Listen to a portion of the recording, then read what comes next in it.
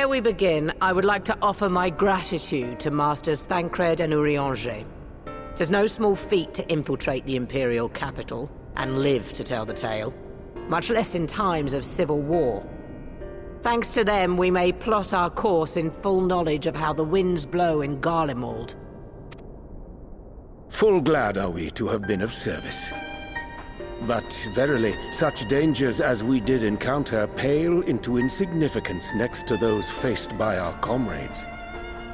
An Ascian, armed with the might of Bahamut, bent on bringing about the final days. Theatrics. He sought only to make a show of the power at the Telophoroid's disposal. But since then we have seen no sign of this Fandaniel or his worm.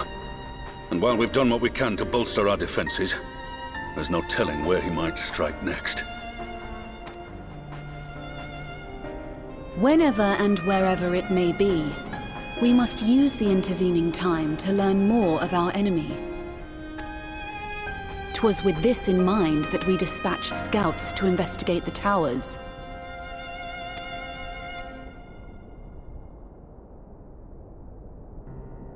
Our advance party took longer than expected to return. And when they did, they tried to kill us. Luckily, I'd seen that sort of thing before, and we were able to restrain them before they did any harm. Then it was just a matter of letting the Porksies do their work. Are you saying they were tempered? Once they'd come back to their senses, they told us everything they could. It seems that just as they were getting close to the tower, they heard an ear-splitting roar. And that was the last thing they remembered.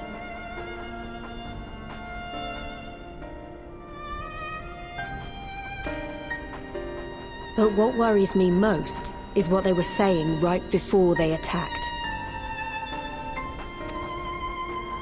Glory be to Garlemald.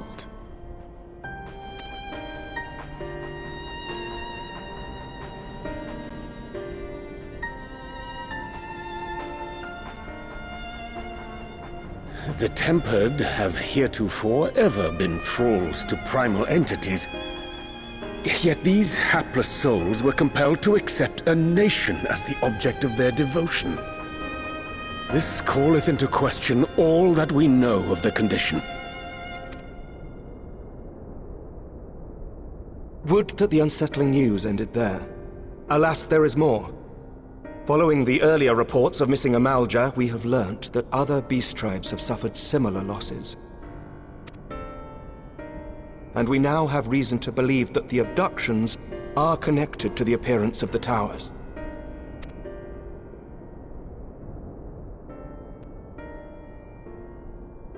Our scouts sighted black-garbed figures leading shackled Ixal in the direction of the tower in Dravania.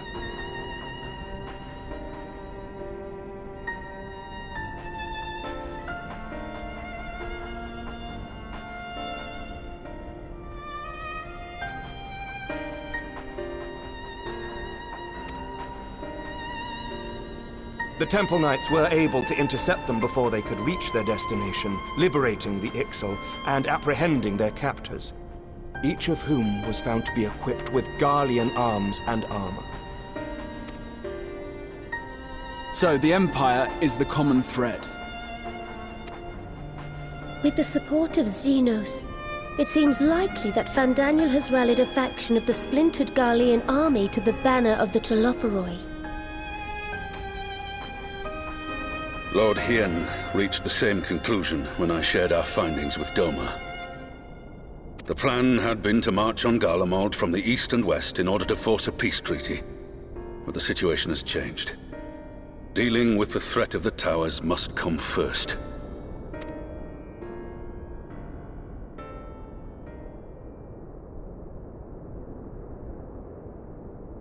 Given the nature of the enemy and the proven risk of tempering, I could think of few suitable candidates to aid in this task.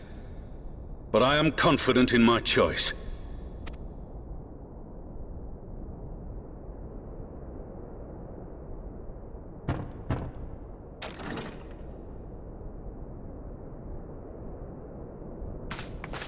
What?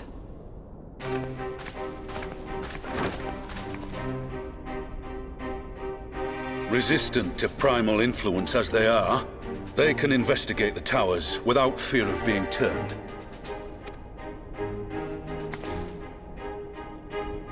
We're glad to put our gifts to use, Commander.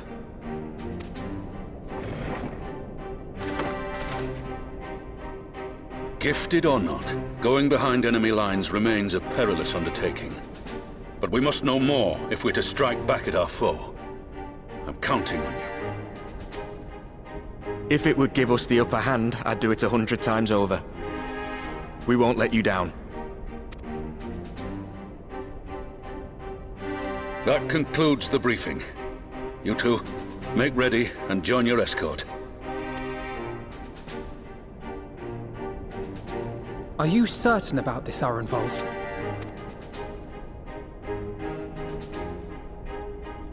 I am. Come on, let's talk outside.